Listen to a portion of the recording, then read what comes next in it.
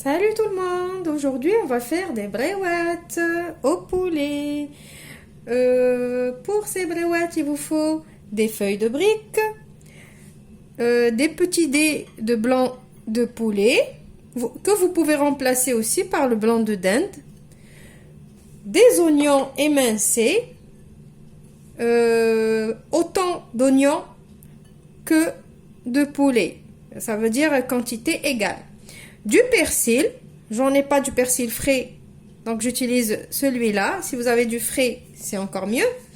Des olives vertes que j'ai hachées, du fromage, ail et fines herbes, du sel, du poivre, un petit peu d'ail en poudre. Si vous n'avez pas de l'ail en poudre, vous pouvez remplacer par une gousse d'ail écrasée et un œuf pour la dorure et de l'huile pour la cuisson.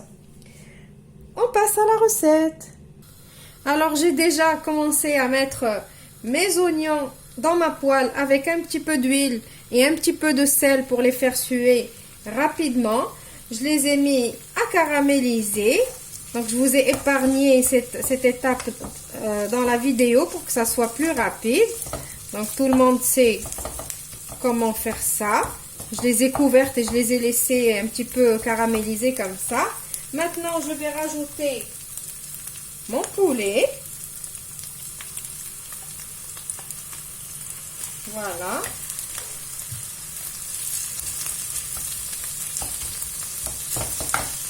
Et je vais faire revenir mon poulet. Comme ça, je vais commencer à assaisonner. Donc, je vais rajouter un petit peu de sel, mais pas beaucoup parce qu'on va mettre les olives et le fromage.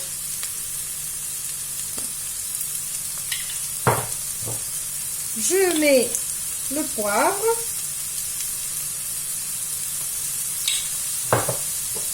et je mets un petit peu d'ail en poudre.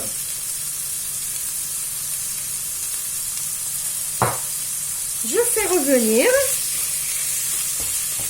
jusqu'à ce que je vois que tout mon poulet commence à cuire. Voilà, donc mon poulet il est pratiquement cuit. Je vais rajouter mes olives.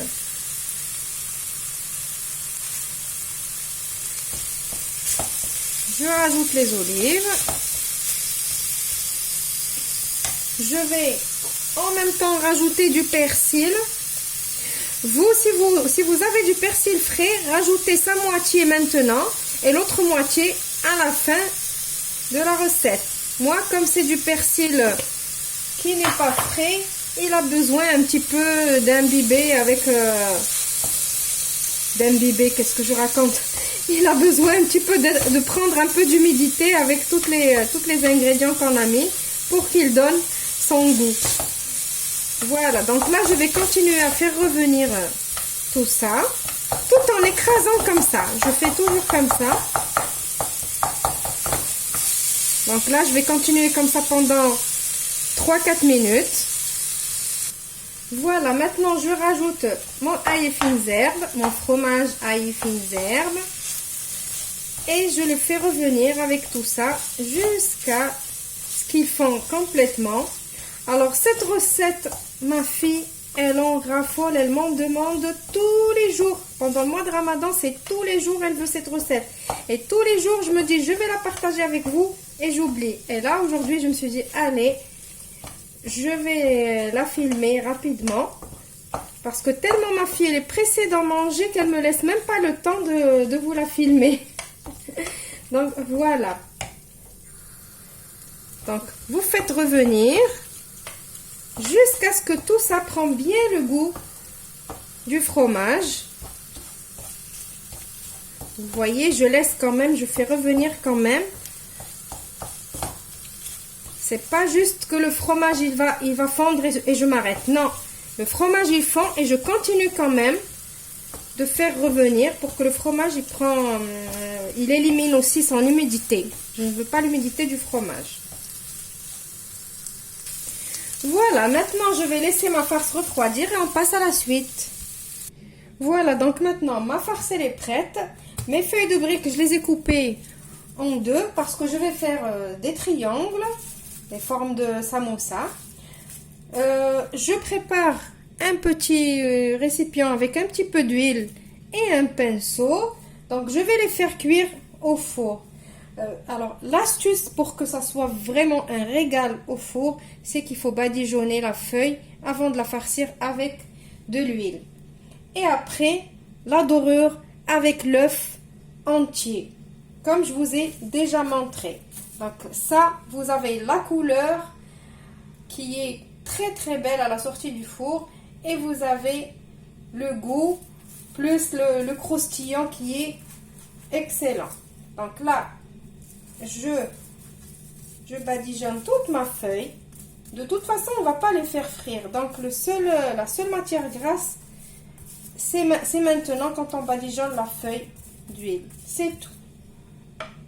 Parce que franchement, avec cette méthode-là, au four, elles sont excellentes. Rien qu'essayer. Donc, je mets un petit peu de ma farce. Moi, j'aime bien que ça soit bien généreux. Je ferme.